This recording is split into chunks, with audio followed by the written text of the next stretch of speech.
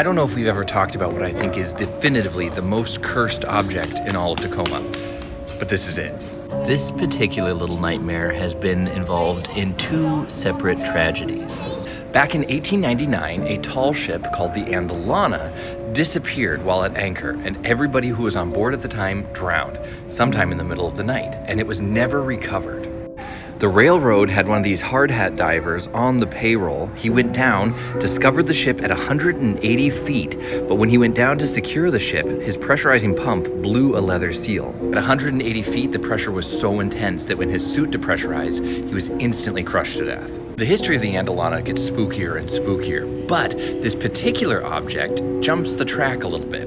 In 1900, the deadliest streetcar disaster in the nation happened right here in Tacoma when an overloaded streetcar jumped the tracks and over 40 people were crushed to death as it rolled down a hill. Somebody here in Tacoma took a piece of that bloody streetcar wreckage and then carved an exact scale model of the Andelana.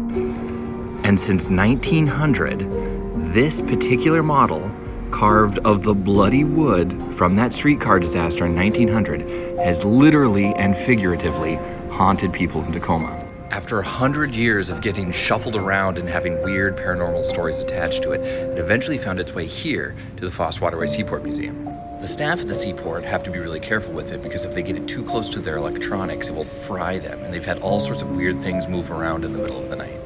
What's really strange is that it's not just this, but there have been at least 3 different pieces of wood recovered from the Andelana over the years. Every time a diver recovers a piece of the Andelana, they ultimately die within 2 days.